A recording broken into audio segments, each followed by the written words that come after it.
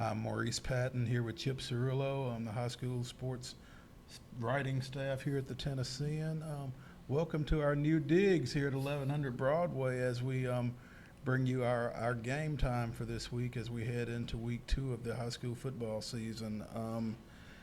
Want to remind you all as you're out there at your Friday night games, be sure and send us your tweets, send us your pictures to hashtag TNGameTime.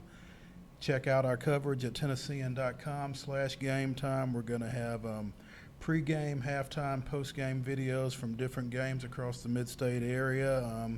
Send us your pictures of fans, bands, cheerleaders, and players. We want to try to give you the Friday night experience from wherever we are to wherever you are. So check us out over the course of the evening Friday from whatever game you're at, and we're going to bring you stuff from wherever we are. One of the games I'm sure we'll be at this week will be the CPA-Giles County game, which is now a District 12 AA game after reclassification from the past off-season. Big ball game down in Pulaski. Yeah, well, you'll be taking a long drive down to near the Alabama border, but should be well worth it. That's two pretty even teams.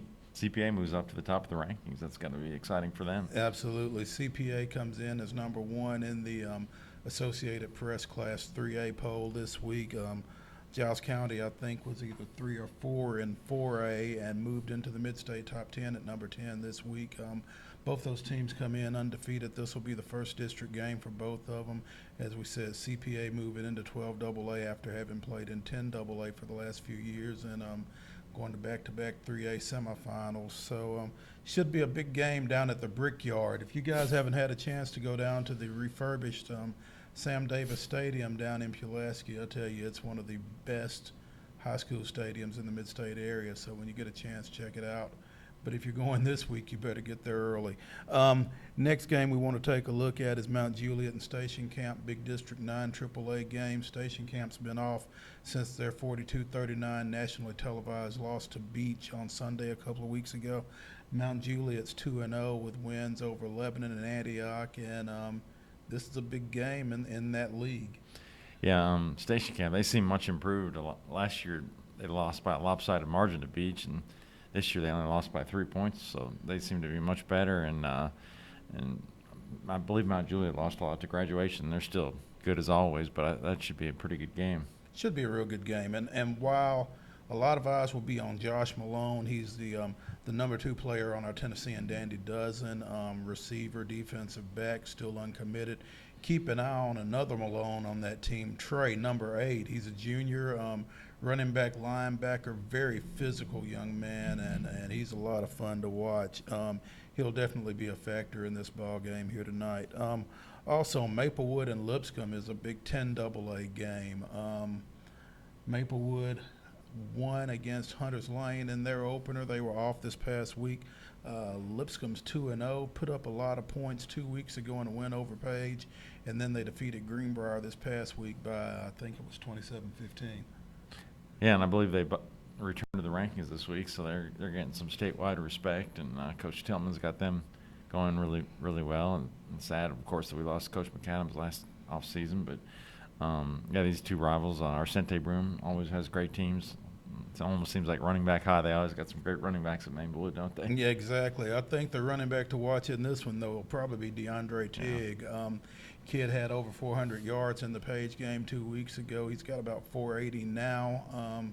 Slowed down a little bit. I think he only had 75 yards in the win against Greenbrier, but certainly a kid to keep an eye on in this matchup this week. And another game, Baylor and MBA in Division II.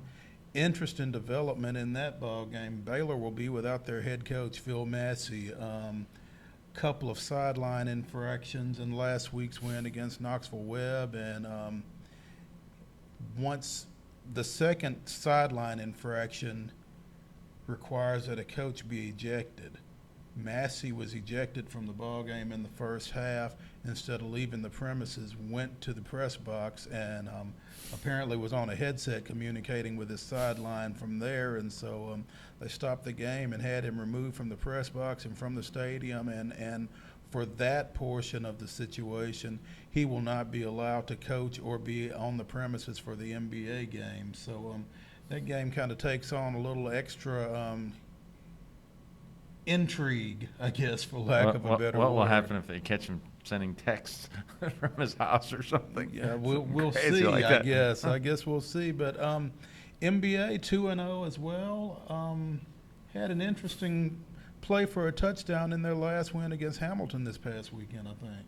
Yeah, picture this, and we were hoping to get some video on this. I haven't pulled that off yet, but last week's game, Alex Barrs, all 6'6", 300 pounds of him, scoops a fumble and goes 93 yards for a touchdown. So that had to be a wild play, seeing the big lineman. And Coach Hoover said he's really mobile, and he even hurled one of the Hamilton tacklers. So I'd really love to see that play. A little scoop and score, a little, as Chris Berman would say, rumbling, bumbling, stumbling. But 6'3", 300, 93 yards. That's it's got to be one of the better touchdown plays of the season to this point. If you see anything like that out at any of your ball games this Friday night, be sure and catch it on video and send it to us. Hashtag TN GameTime at Twitter or at Instagram, and check out our Friday night coverage at Tennessean.com/GameTime. I'm Maurice Patton. This is Chip Cirillo. Check back with us next week here at GameTime.